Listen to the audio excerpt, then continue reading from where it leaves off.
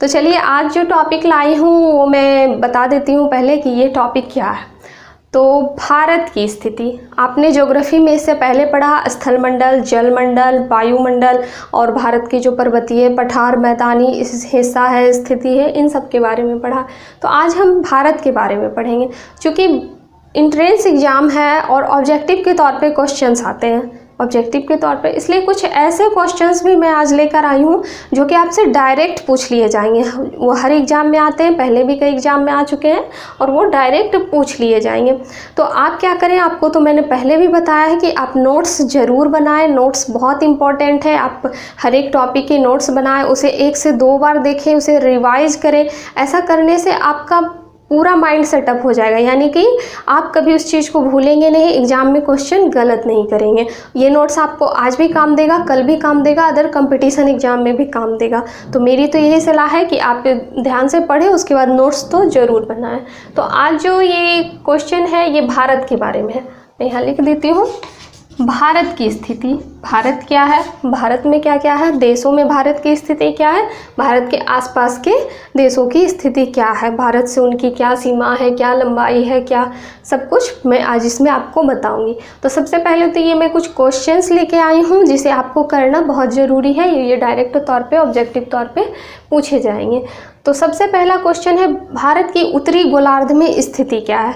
क्योंकि आपको पता है कि हमारी पृथ्वी उत्तरी गोलार्ध और दक्षिणी गोलार्ध 2 हिस्सों में बटी हुई है।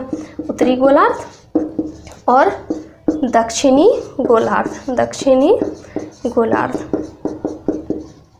ये 2 हिस्सों में हमारी पृथ्वी बटी हुई है। तो इसमें पूछा जा रहा है कि भारत की जो स्थिति है वो उत्तरी गोलार्ध में क्या है, भारत की स्थिति उत्तरी गोलार्ध में क्या है उसे बताएं। तो देखिए यहाँ तो डिग्री में होता है, इन सब स्थिति आपको पता है, अक्षांश, देशांतर, भूमध्य रेखा और इन सब चीज़ों का विषुवत रेखा भूगोल में वर्णन किया जाता है। तो आप देखेंगे कि भारत की जो स्थिति उत्तरी गोलार्ध में है ये 8 डिग्री 4 से 37 डिग्री 6 के बीच है। 37 डिग्री 6 उत्तरी अक्षांश के बीच है, उत्तरी अक्षांश के बीच। और उसके बाद इसी में है कि 8 डिग्री 4 से 37 डिग्री 6 उत्तरी अक्षांश और यहाँ हो गया 68 डिग्री 7 से 97 डिग्री 25 यानी 97 डिग्री 25 पूर्वी देशांतर, पूर्वी देशांतर। ये भारत की स्थिति है उत्तरी गोलार्ध में। तो यदि क्वेश्चन आ जाए तो वहाँ आपको कंफ्यूज करने के लिए दे दिया जाएगा 8 के जगह यहाँ 7 दे दिया जाएगा, 7 डिग्री 4 से 35 डिग्री 6 उत्तरी अक्षांश के जगह दक्षिणी अक्षांश दे दिया जाएगा, या फिर यहाँ 68 के जगह 65 डिग्री दे दिया जाएगा, 97 के जगह 90 डिग्री पूर्वी के जगह कुछ और। तो आपको चेंज ये है, कन्फ्यूजन जो है, ये कन्फ्यूजन आपको नहीं रहना चाहिए। आप इसे पूरी तरह से क्लियर कर लीजिएगा और इससे एग्जाम में क्वेश्चन आएंगे। उसके बाद है संपूर्ण भारत का अक्षांशीय विस्तार क्या है। ये जो टोटल भारत आपको दिख रहा है, भारत का नक्शा, इसमें अक्षांश की स्थिति क्या है, अक्षांशीय विस्तार कहाँ से कहाँ तक है।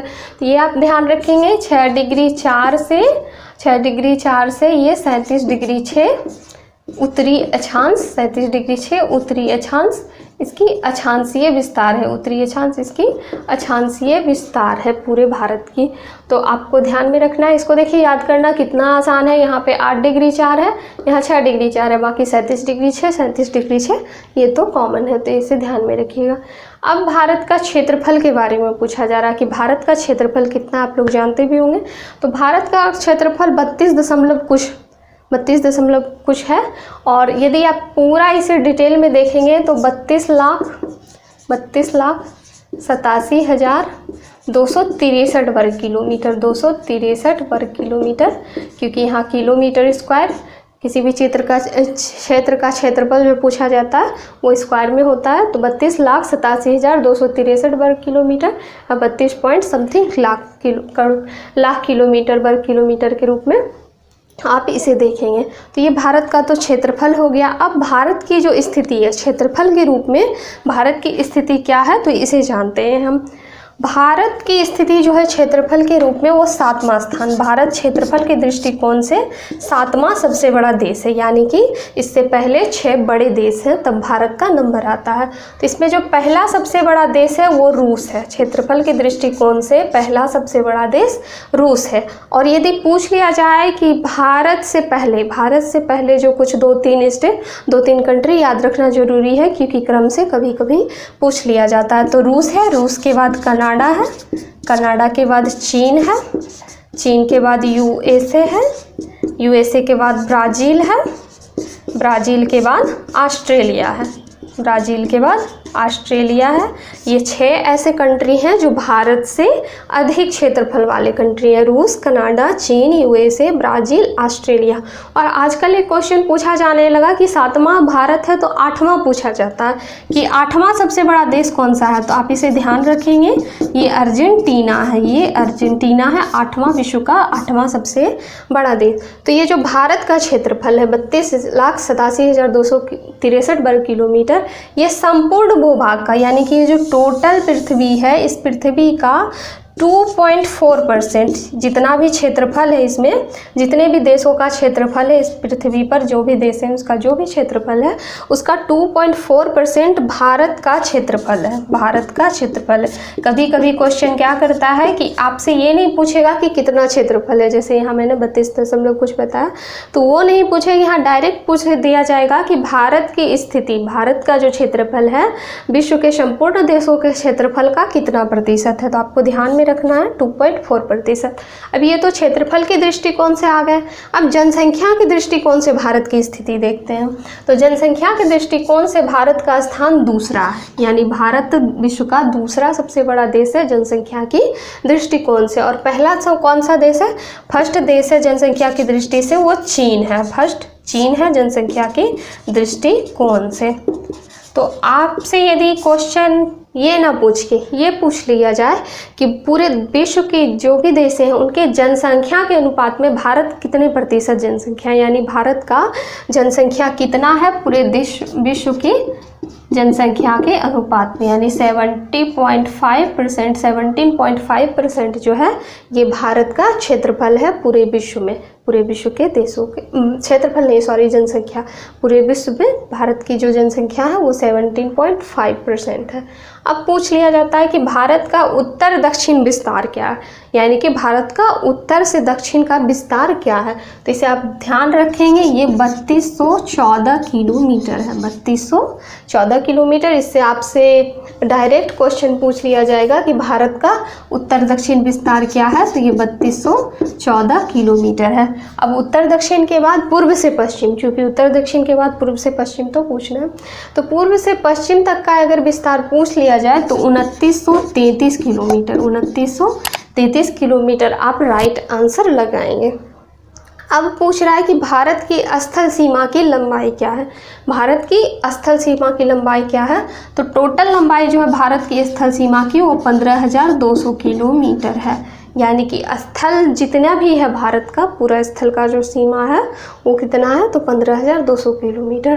तो ये कुछ कॉमन क्वेश्चन हुआ, ऑब्जेक्टिव के तौर पे क्वेश्चन हुआ, जिसे कि आपको पूरी तरह से अच्छे तरीके से याद रखना, आप इसे ध्यान में रखेंगे। अब हम चलते हैं इस मानचित्र की तरफ और इससे जुड़े कुछ जानकारियों की तरफ।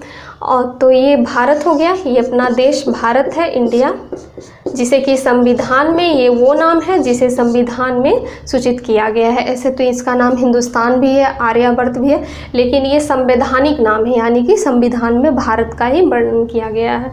तो ये उत्तरी भाग हो गया, ये दक्षिणी भाग हो गया, पूर्वी भाग हो गया, ये पश्चिमी भाग हो गया। जो कन्याकुमारी में स्थित है, इंदिरा पॉइंट अंडमान में स्थित है, भारत का सबसे दक्षिणतम बिंदु इंदिरा पॉइंट, और भारत का जो सबसे उत्तरी बिंदु है वो है इंदिरा कॉल जो जम्मू कश्मीर में स्थित है। तो ये हो गया भारत। अब हम जानते हैं कि भारत और भारत के पड़ोसी देशों के बारे में, क्योंकि आज हमें उसी का अध्ययन करना है। तो भारत से जो ये सटा हुआ आपको भाग दिख रहा है ये पाकिस्तान है, पाकिस्तान भारत का पड़ोसी देश। और उसके बाद ये अफ़गानिस्तान हो गया, ये अफ़गानिस्तान हो गया। अब ये जो इलाका आपको दिख रहा है ये बड़ा सा, ये चीन है, चीन, और चीन का ही आधिकारिक भाग एक तिब्बत है, तिब्बत। अब ये इलाका जो दिख रहा है ये छोटा सा, ये नेपाल है और ये भूटान है, भूटान। इधर देख लीजिए, ये म्यांमार है जिसे पहले बर्मा के नाम से भी जानते थे, ये म्यांमार है। और ये है हमारा बांग्लादेश, हमारा बांग्लादेश। तो ये 7 टोटल मैंने आसपास के देश के बारे में बताया। उसके अलावा ये श्रीलंका है, यह श्रीलंका हो गया, और ये हो रहा मालदीव, मालदीव। तो आज हम इन्हीं भारत की स्थिति के बारे में, उसके पड़ोसी देशों के बारे में अध्ययन करेंगे, क्योंकि क्वेश्चन पूछा जाता है कि आसपास की सीमा, भारत की सीमा कितनी है, तो किस देश से कितना है, कौन सा आसपास का सीमा है। तो चलिए अब हम जानते हैं कि यहाँ पूरा जल है, यहाँ पूरा जलीय भाग है, और ये बंगाल की खाड़ी है, ये बंगाल की खाड़ी है। इधर अरब सागर है, अरब सागर, और इधर हिंद महासागर, नीचे ये इलाका हिंद महासागर है। मैंने महासागर ये जलमंडल में आपको ये सब पढ़ाया भी था। और ये रह गया हमारा अंडमान निकोबार। तो अब देखते हैं कि क्या स्थिति है भारत की। तो भारत में, भारत के वैसे देश जो स्थल से लगते हैं, वैसे देश जो भारत के स्थलीय भाग से लगते हैं, उनकी सीमा टोटल, उनकी कुल संख्या 7 है। जैसे कि मैंने यहाँ पर लिख दिया कि भारत में जो भी देश स्थल भाग से लगते हैं कितने हैं, 7 हैं। जैसे पाकिस्तान, अफगानिस्तान, चीन, भूटान, नेपाल, म्यांमार, बांग्लादेश, ये 7 ऐसे देश हैं जो कि भारत की स्थल सीमा से लगती है। अब 2 ऐसे देश हैं जो कि भारत की जलीय सीमा से लगती है, यानी कि पूर्ण रूप से जलीय सीमा से लगती है। तो एक श्रीलंका हो गया, दूसरा मालदीव हो गया। अगर क्वेश्चन आ जाएगा कि कौन कौन से ऐसे देश हैं जो भारत की जलीय सीमा से लगती है, तो श्रीलंका और मालदीव हो गया। अब 3 ऐसे देश हैं, 3 ऐसे देश हैं जो भारत की जलीय सीमा से भी लगती है और स्थलीय सीमा से लगती है। तो इनमें से एक बांग्लादेश हो गया, एक म्यांमार हो गया, और एक पाकिस्तान हो गया। देखिए ये, चूँकि ये मैंने बताया कि यहाँ बंगाल की खाड़ी है, तो ये जो इलाका है ये जल से ही लग रहा है। यहाँ देखिए बांग्लादेश लग रहा है, यहाँ म्यांमार लग रहा, और ये पाकिस्तान यहाँ अरब सागर से लग रहा। तो आप इन चीज़ों को ध्यान में रखेंगे। अब देखते हैं भारत का स्थलीय विस्तार, भारत की सीमा, यानी कि भारत की जो ये सीमा यहाँ से लेकर यहाँ से लेकर यहाँ से यहाँ तक कितनी है। पहले तो बांग्लादेश भारत का ही इलाका था, लेकिन जब 16 सितंबर 1971, इस क्वेश्चन को भी आप ध्यान में रखिएगा, 16 सितंबर 1971 को बांग्लादेश का गठन हो गया, यानी कि बांग्लादेश एक अलग राज्य, अलग राष्ट्र बन गया, अलग देश बन गया। तो इसे भारत से हटा दिया गया। उसके बाद ये नेपाल है, भूटान है, म्यांमार है। तो अब देखते हैं कि भारत की स्थल सीमा की लंबाई टोटल कितनी है। तो मैंने वहाँ में बताया 15,200 किलोमीटर है, यहाँ बता देती हूँ 15,200 किलोमीटर भारत की स्थल सीमा की लंबाई है। अब देखते हैं जलीय भाग से जो, यानी स्थलीय भाग से जो लगते हैं, भारत के कौन से ऐसे, भारत के नज़दीक कौन से ऐसे देश हैं जिनसे कि भारत की स्थल सीमा सर्वाधिक लगती है। तो देखने में तो लगता है कि चीन वैसा देश है, क्योंकि यहाँ से यहाँ तक लंबा दिखता है कि चीन का सीमा सबसे ज़्यादा, भारत की सीमा चीन से लगती है, पर ऐसा नहीं है। भारत की जो सबसे ज़्यादा सीमा लगती है वो बांग्लादेश के साथ लगती है, बांग्लादेश के साथ लगती है। और कितनी लगती है, 4096 किलोमीटर, यानी कि 4096 किलोमीटर बांग्लादेश से भारत की सीमा लगती है। क्वेश्चन आप ध्यान में रखेंगे। उसके बाद क्वेश्चन आ जाता है कि ये जो सबसे लंबी सीमा तो बांग्लादेश से लगती है, लेकिन सबसे छोटी सीमा किसके साथ लगती है, तो वो लगती है अफगानिस्तान के साथ। सबसे छोटी सीमा अफगानिस्तान के साथ 106 किलोमीटर, 106 किलोमीटर ही मात्र लगती है अफगानिस्तान के साथ। अब देखते हैं भारत के बीच की स्थिति, भारत के बीच की स्थिति। ये एक क्षेत्र है, ये एक पहाड़ी जिसे विंध्याचल पर्वत कहते हैं, विंध्याचल पर्वत कहते हैं। इस विंध्याचल पर्वत के नीचे का जो इलाका होता है उसे दक्षिणी भारत कहते हैं, जबकि ऊपर के इलाके को उत्तरी भारत कहते हैं, उत्तरी भारत कहते हैं। आप इसे ध्यान में रखेंगे। अब जो ये दक्षिणी भाग है, ये नीचे का हिस्सा है, इसे प्रायद्वीपीय भारत भी कहा जाता है, प्रायद्वीपीय भारत। अब कभी कभी क्वेश्चन आ जाता है और बच्चे कन्फ्यूज हो जाते हैं क्योंकि भारत के दक्षिणी क्षेत्र को प्रायद्वीपीय भारत कहा जाता है। और लेकिन यहाँ कन्फ्यूजन का ये विषय है कि उन्हें पता ही नहीं होता है कि आखिर प्रायद्वीपीय क्षेत्र है क्या। तो जो 3 तरफ से जल से घिरा होता है, जैसे मैंने बताया यहाँ बंगाल की खाड़ी, यहाँ हिंद महासागर, यहाँ अरब सागर, तो जो 3 तरफ से जल से घिरा होता है उसे प्रायद्वीपीय क्षेत्र कहते हैं। अब देखिए यहाँ आपको दिख रहा होगा कि ये जल से घिरा है, तो इसी कारण से भारत का जो दक्षिणी भाग है उसे प्रायद्वीपीय भारत यानी कि प्रायद्वीपीय भारत कहा जाता है। तो ये आपको पता है यहाँ से। अब यहाँ से देखिए, यहाँ से यहाँ तक आपको दिख रहा होगा कि ये जो भारत है इसकी जलीय सीमा की लंबाई, यानी भारत की जो ये जलीय सीमा की लंबाई है ये कितनी है, क्वेश्चन आ जाता है और आपको ध्यान में रखना है ये 6100 किलोमीटर है। भारत की जलीय सीमा की लंबाई 6100 किलोमीटर है। अब ये चूंकि अंडमान है, ये यहाँ का क्षेत्र है, इधर मालदीव, ये लक्षद्वीप भी हो गया। तो यदि क्वेश्चन आ जाएगा कि भारत के संपूर्ण जलीय सीमा, ध्यान से सुनिएगा, एक तो है कि भारत के जलीय सीमा, भारत में लगे जलीय सीमा जो है भारत की वो कितनी है, तो वो 6100 किलोमीटर। लेकिन यदि क्वेश्चन आ जाएगा कि भारत के संपूर्ण जलीय सीमा की लंबाई कितनी है, तो आपको सब मिला के इसे ध्यान रखना है, ये 7516.6 किलोमीटर, 7516.6 किलोमीटर भारत के संपूर्ण जलीय सीमा की ये लंबाई हो गई। ये क्वेश्चन पूछा जाएगा, आपको ध्यान में रखना है। अब देखिए यहाँ से तो ये हो गया।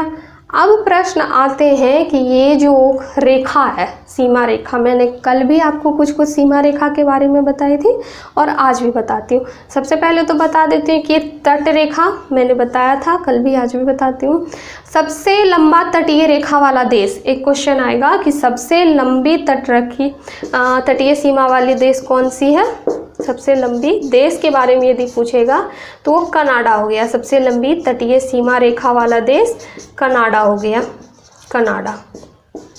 और यदि भारत में पूछ लिया जाए कि सबसे लंबी तटीय सीमा वाला राज्य कौन सा है, तो वो गुजरात है। ये मैंने आपको कल भी डिटेल में बता दिया था। तो यहाँ हो गया। अब उसके बाद ध्यान रखेंगे आप कुछ सीमा रेखा के बारे में। आपको यहाँ पर एक सीमा रेखा दिख रहा होगा, ये वाला, तो इसे डूरंड रेखा कहते हैं, इसे डूरंड रेखा कहते हैं। 1896 में इस रेखा का निर्माण भारत और अफ़गानिस्तान के बीच की सीमा रेखा के रूप में हुआ। क्योंकि उस समय पाकिस्तान तो अलग नहीं हुआ था, यानी कि पाकिस्तान जो है ये भारत का हिस्सा था। तो इसीलिए 1896 में जो डूरंड रेखा भारत और अफ़गानिस्तान के बीच बनाई गई थी। तो यदि क्वेश्चन आ जाए कि वर्तमान में जो डूरंड रेखा है वो किन किन देशों के बीच है, तो वो पाकिस्तान और अफ़गानिस्तान के बीच है। लेकिन जब यदि पूछा जाए कि निर्माण के समय डूरंड रेखा किन 2 देशों के बीच था, तो भारत और अफ़गानिस्तान के बीच था। कब ये बना, तो 1896 में, ये याद रखेंगे। और अब आ जाता है यहाँ एक अरुणाचल प्रदेश का सीमा है, मैंने कल भी बताया था आपको, मैकमोहन रेखा भारत और चीन के बीच है, ये मैंने कल आपको बताया था। और ये रेड क्लिफ रेखा भारत और पाकिस्तान के बीच रेड क्लिफ रेखा है, 1947 में इसका निर्माण हुआ था, उसी के आसपास। तो यदि क्वेश्चन आ जाए तो आप 1947 लगाएंगे। अब यहाँ देखिए आपको एक लाइन दिख रहा होगा, इस लाइन को पाक जल संधि कहते हैं, पाक जल संधि कहते हैं। चूँकि पाक नाम से लोग समझ लेते हैं कि ये पाकिस्तान का पार्ट है, लेकिन आपको ध्यान में रखना है। और अगर एग्जाम में क्वेश्चन आएगा कि पाक जल संधि किन 2 देशों के बीच है, तो भारत और श्रीलंका के बीच है, भारत और श्रीलंका के बीच है पाक जल संधि। ये आपको ध्यान में रखना है। ये सब ऐसे क्वेश्चंस हैं जो पूछे जाते हैं। इसके अलावा द्वीप के बारे में मैंने बताया था कल, आप उस द्वीप के बारे में भी ध्यान रखेंगे। तो ये हो गया भारत की कुछ सीमा रेखा, भारत की जो स्थिति है, उत्तरी गोलार्ध, दक्षिणी गोलार्ध, तटीय सीमा की लंबाई, टोटल सीमा की लंबाई, मैंने ये सब आपको बता दिया। आप सारे डाटा को ध्यान में रखेंगे, इतने सारे डाटा मैंने बताया, आप सबको नोट कर लेंगे, सबको ध्यान में रखेंगे। और इसी तरह से आज के बाद मैं जो कल पढ़ाऊँगी उस पर संपूर्ण, चूँकि भारत का ना संपूर्ण क्षेत्रफल और उसमें स्थित जो देश, जो राज्य है, जो आसपास के देश हैं, ये सब के बारे में बहुत विस्तृत अध्ययन करना होता है। तो लेकिन आपके एंट्रेंस एग्जाम के लिए जो इम्पोर्टेंट रहेगा मैं आपको वही कराऊंगी। मैं बहुत ज़्यादा विस्तार में आपको नहीं बताऊंगी, क्योंकि उससे ज़्यादा प्रेशराइज मत होइए, अभी तो आगे बहुत कुछ पढ़ना है, तो कम ही पढ़ना है जितना कि काम में आए। तो ये कुछ इसके लिए इम्पॉर्टेंट है। अब मैं किसी दिन इसके अंदर के पार्ट, यानी कि भारत जो है उसके अंदर जो राज्य है उसकी स्थिति क्या है, किससे कितनी लगती है, जनसंख्या क्या है, क्षेत्रफल क्या है, इन सब के बारे में बताऊँगी।